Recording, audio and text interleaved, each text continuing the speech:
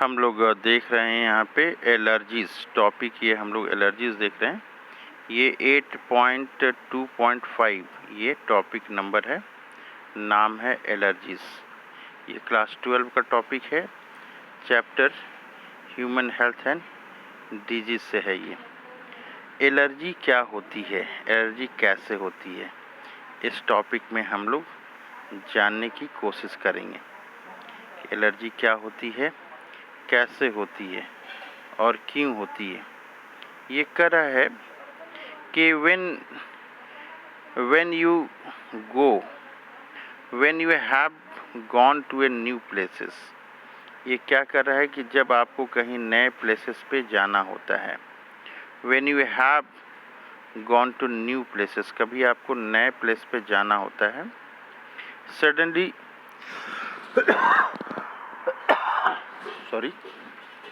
Suddenly ये जो कह रहा है कि एकाएक क्या होता है, सडनली यू स्टार्ट स्नीजिंग, आप छींकना स्टार्ट कर देते हैं, खांसना स्टार्ट कर देते हैं। Wheezing for know explain reason, बिना कारण कहीं आप छींकना कहीं नए प्लेसेस पे। कहाँ जाते हैं? नए प्लेसेस पे। तो आप जो हैं सर्दी खांसी आपको आना शुरू हो जाता है। कह रहा है कि and when you went away, और आप जब वहाँ से दूर चले जाते हैं। योर सिम्टम डिसअपियर्ड, आप किसी नए जगह पे गए थे, नए जगह पे, और फिर वहाँ से आप यू वेंट अवे, वहाँ से आप चले जाते हैं, तो आपका जो सिम्टम है, योर सिम्टम डिसअपियर्ड, वो ख़त्म हो जाता है। खांसने छींकने की जो प्रॉब्लम थी। कह रहा है कि did this happen to you, कह रहा है कि क्या आपके साथ ऐसा कभी हुआ है? कभी आपके साथ हुआ है कि किसी जगह पे आप गए, काफ़ी आप छींकने लगे, सर्दी आने लगी। कह रहा है कि सम ऑफ अस, हम लोगों में से बहुत लोग आर सेंसिटिव, हम लोग सेंसिटिव होते हैं two particles in the environment, कुछ पार्टिकल्स होते हैं उसके लिए हम लोग काफ़ी सेंसिटिव होते हैं। कह रहा है कि एवं मेंशन्ड रिएक्शन, जो ऊपर बताया गया है reaction, could be because of allergy, ये एलर्जी के कारण हो सकता है। किसकी एलर्जी के कारण हो सकता है? कह रहा है कि ये पॉलन के कारण हो सकता है, इन्वायरमेंट में पॉलन है उसके कारण हो सकता है, माइट्स जो हैं उसके कारण हो सकता है, या तो फिर which are different in different places, अलग अलग जगह पे ये अलग अलग चीज़ें हो सकती हैं। तो ये था एलर्जी के बारे में कि एकाएक जो है ये रिएक्शन होने लगता है, खांसने लगते हैं, छींकने लगता है, सांस जो है हमारा फूलने लगता है। तो करा कि एक्सरेटेड रिस्पॉन्स, एकाएक जो हो रहा है excreted response of immune system, एकाएक जो है हमारा इम्यून सिस्टम का जो रिएक्शन है टू सर्टन एंटीजन, कुछ खास तरह के एंटीजन प्रेजेंट इन इन्वायरमेंट में जो है उसी को हम लोग एलर्जी कहते हैं। एलर्जी क्या है? एक्सरेटेड रिस्पॉन्स है ये, एक्सरेटेड रिस्पॉन्स। एकाएक जो है इम्यून सिस्टम के थ्रू क्या होता है, सर्दी खांसी होने लगता है, आँख से पानी गिरने लगता है, सांस लेने में दिक्कत हो सकती है। तो ये इसी को हम लोग एलर्जी कहते हैं। एलर्जी कह रहा है कि द सबस्टांस, वह चीज़, द सबस्टांस मतलब वह चीज़, to which such an immune response is produced is called allergens. कह रहा है कि ऐसा चीज़ जिसके कारण में इस तरह का रिस्पॉन्स हो रहा है, इम्यून रिस्पॉन्स हो रहा है, उसको एलर्जेंस बोलते हैं, एलर्जेंस। कह रहा है कि the antibodies produce to these are of IgE type. ये क्वेश्चन पूछता है कि एलर्जी के लिए जो एंटीबॉडीज़ होता है वो किस टाइप होता है। तो आंसर लिखेंगे हम लोग IgE टाइप होता है। कह रहा है कि common example of allergens are, ये जो कॉमन एग्जाम्पल है एलर्जेंस के वो हैं माइट्स इन डस्ट, इसके अलावा ये पॉलन हो सकता है, एनिमल डेंगर हो सकता है, ETC बहुत सारी चीज़ें ये हो सकती हैं। आगे बता रहा है कि सिम्टम ऑफ एलर्जिक रिएक्शन, ये जो एलर्जिक रिएक्शन होता है उसका सिम्टम क्या हो सकता है? स्नीजिंग हो सकता है, बार बार जो है क्या स्नीजिंग मतलब छींक आ सकता है, वाटरी आई आँख से पानी निकल सकता है, या नाक से पानी रनिंग नोज हो सकता है, या क्या हो सकता है डिफ़िकल्टी इन ब्रीदिंग सांस लेने में तकलीफ हो सकता है।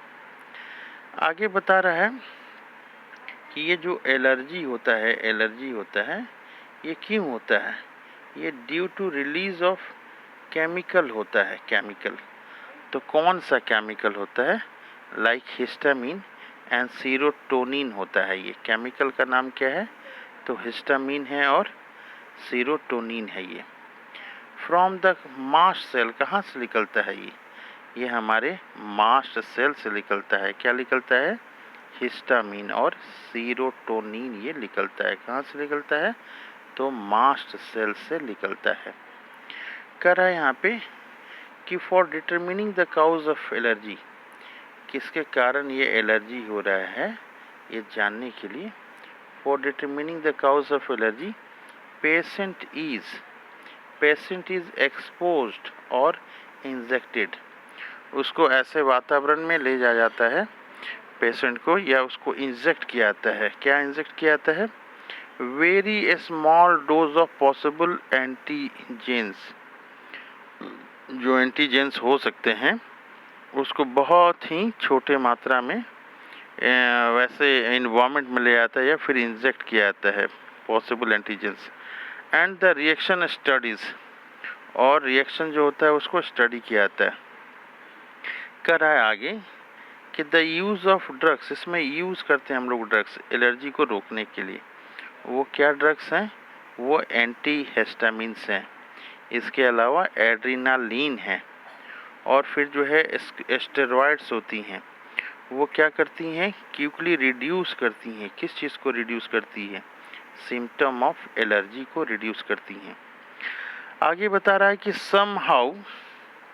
somehow modern day lifestyle has result in lowering of immunity। आजकल जो लाइफस्टाइल है उसमें क्या होता है? इम्यूनिटी जो है हमारा लोअर हो जाता है, कम हो जाता है। मोर सेंसिटिव टू एलर्जेंस से काफ़ी सेंसिटिव हो जा रहा है आजकल लोग।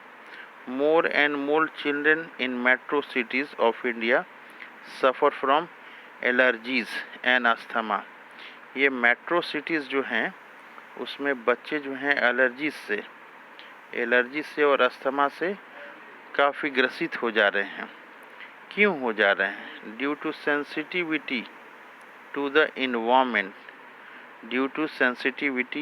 इन्वायरमेंट, कह रहा है कि this could be because of protected environment provided early in life. ये इसलिए हो जा रहा है कि बचपन में काफ़ी उसको साफ सुथरे और बचाव करके इन्वायरमेंट में उसको रखा गया है। कहीं इधर उधर जाने का बच्चे को मौका नहीं मिला है, और बॉडी में एंटीबॉडीज़ जो है डेवलप नहीं हो पाई हैं, इतने प्रोटेक्टेड इन्वायरमेंट में वो रहा है।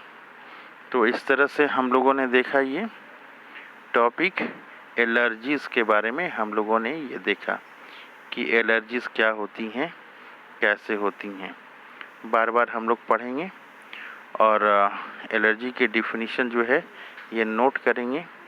ये क्वेश्चन IgE टाइप एंटीबॉडीज़ होता है एलर्जी में, ये याद करेंगे हम लोग। और क्या क्या केमिकल्स निकलता है ये हम लोग याद करेंगे एलर्जी में। हिस्टामिन्स ये केमिकल निकलता है, सीरोटोनिन ये निकलता है। कहाँ से निकलता है ये भी क्वेश्चन में पूछा जाता है, तो हम लोग लिखेंगे कि मास्ट सेल से ये निकलता है। इसके अलावा ये क्वेश्चन पूछता है कि एलर्जी में कौन कौन सी मेडिसिन यूज की जाती हैं, तो हम लोग ये कहेंगे एंटी हिस्टामिन्स और एड्रेनालिन। इसके साथ में स्टेरॉइड भी दिया जाता है, एलर्जी को रोकने के लिए। तो ये हुई जानकारी एलर्जी के बारे में।